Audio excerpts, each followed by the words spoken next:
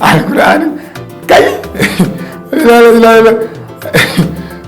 kai ka baki ayan na gabje ka da bakin nan ni din na gabje ka da bakin nan wannan bakin na cije ka ai sai a hankali na rushe ka da bakin nan alkur'ani kai hawa wallahi tallahi tarko ba alkur'ani ubangiji ka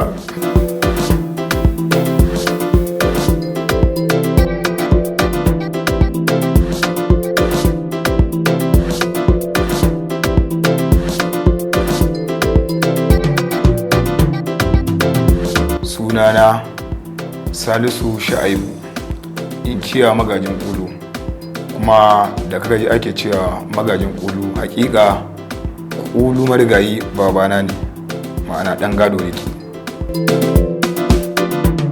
Allah ji garai, Allah sa mutuwa hutu ne don mai mamaci ne. Wato gani ne addu'o'in da ake ta musu da suka bar baya, jama'a suke ganin attin ɗinsu. Allah cika, Allah ji karabe da Musa dan Ibro, Allah ji ganshi aiwa kulu.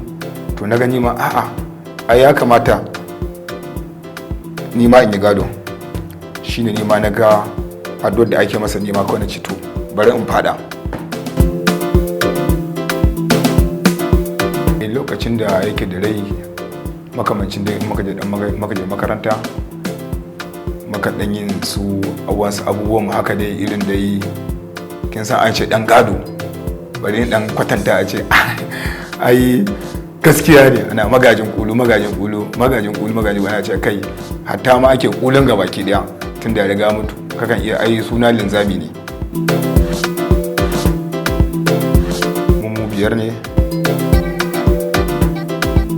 To akwai abubuwa da akan ce kakan iya sirkawa, kuma akan iya abubuwan da zaka iya kawo naka daga ciki.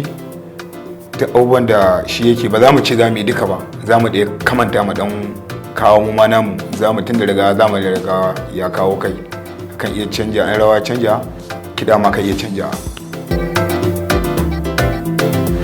Tarko ba arkura na gabje kare bakin nan gabar da ganin Allah na buge kana ta kai shashashu kai balla a balla na gabje ka bakin nan.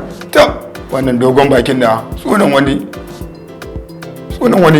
wake nan. Gaskiya ba adadi don na yi fina-finai na jama'a kuma na yi makamancin da nima ba adadi don ba zan iya lissafawa ba.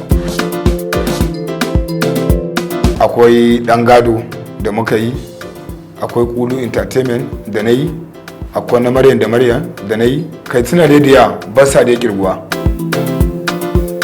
Gaskiya na jima don kana na kala na shi a lokacin da baba ya rasu, lokacin nan dai ana dan yin da abu a boye sai kuma rayuwa ta riga ta rinjaye, da kasuwanci ake yi, rayuwa ta rinjaye ga baki daya tunda ai bari in fito zama ni ma dan gadan ne, sai na jingina da kasuwancin din, sai na kuma harkan atin din nan, kuma atin din nan alhamdulillahi na gani duk abin da ka ɗauki sana'a to sana'a ne, abin da ka ɗauke shi wasa zai ɗauke ka wasa. Gaskiya ni kaɗai ne, ba wani wanda ya makamancin ya ce bari kwaikwayon abubuwan da baba yake, ni kaɗai ne. Kalubale kala-kala, kin san ita rayuwa hasada ba abin da mutum zai gani ba, wani ya soka, wani ya kika, wani ya jefe ka, wani ma fatan alkhairi, wani ma fatan nagari. A zahirin gaskiya lokacin da shigo wannan masana'antar da dan kudi na shigo, da shigo da dan kudade na, duk sabga da aka ce zaka dan shigo da kudinka za ka be ka hannu biyu. Idan ka zo baka dan kudi a hannunka to zaka sha wuya ka baka tsinci kanka a cikin yanayin da kowa zai gane kai ne wani. To amma alhamdulillah iyayenmu da muka samu a cikin wannan sabgar suna da yawa, sai dai musu fatan ubangiji Allah ya kara basira, ya kara dauka cikin wannan sabgar tamu. Nasarori suna da yawa sakamakon na daya, duk inda zan shiga za a ce magajin kulu, idan mutum san kai 100 ko 500 za a tsaya a kalle ni, in zo na wuce aka ce kulu za a tsaya a kalle ni. To wannan ma shi kadai ya ishe ni izina kuma ya ishe ni daga hannun Allah ubangiji godiya.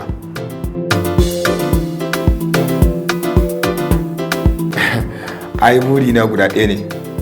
Na ɗaya in gana kama da kalmar la ilaha illallah muhammadar rasulullahi. Na biyu in ga dai abinda su baban suka yi in na zo na wuce ko na zo na tsaya ba zan ce zan yi duka ba in zai ɗan dai kamar daɗin in ga dai mutane sun zo sun yi bibiye ne a ce ai wane ban buri na kenan kamar yadda suka mutu suke ake musu fatan alkhairi ma an mutu amma fatan alkhairi. Kira na ga abokan harka, abokan neman abinci, mu haɗa kai mace da namiji. Hasada wannan ba namu bane ba, ubangiji kuma ya ƙara mana soyayya annabi Muhammadu sallallahu alaihi wasallam.